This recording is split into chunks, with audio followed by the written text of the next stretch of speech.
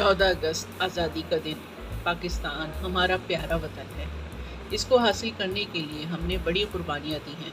इसीलिए इसकी आज़ादी के दिन को हम सब बड़े ही जोश व खरोश से मनाते हैं। हमारे लिए आज़ादी का दिन बहुत ही अहम है।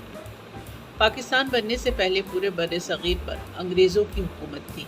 अंग्रेज़ों से पहले मुसलमानों ने तकरीबन 800 साल बर सग़ीर पर हुकूमत की। अंग्रेज़ों और हिंदुओं ने मिलकर मुसलमानों की ज़िंदगी अजीरन कर रखी थी। चुनांचे दोनों कौमों से आज़ादी हासिल करना कोई आसान काम नहीं था। मुसलमान मुसलसल जद्दोजहद करते रहे और बेइंतहा कुर्बानियाँ देने के बाद बिलाखिर 14 अगस्त 1947 को बर सग़ीर 2 हिस्सों में तकसीम कर दिया गया। अंग्रेज़ों ने इसको 2 ममालिक में तकसीम कर दिया, एक पाकिस्तान बना और एक हिंदुस्तान बना।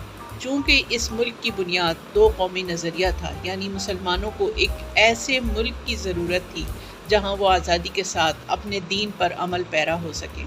तारीख़ गवाह है कि हिजरत मदीना के बाद दीन इस्लाम के नाम पर ये दूसरी बड़ी हिजरत थी। मुसलमान इस्लाम के नाम पर ये दूसरी हिजरत कर रहे थे। मुसलमान हिंदुस्तान में अपनी ज़मीनें और भरे हुए घर बार छोड़कर सिर्फ दीन इस्लाम की खातिर पाकिस्तान हिजरत करके आ गए। अल्लाह ताला ने मुसलमानों की मेहनत और कोशिशों का फल पाकिस्तान की सूरत में अता फरमाया।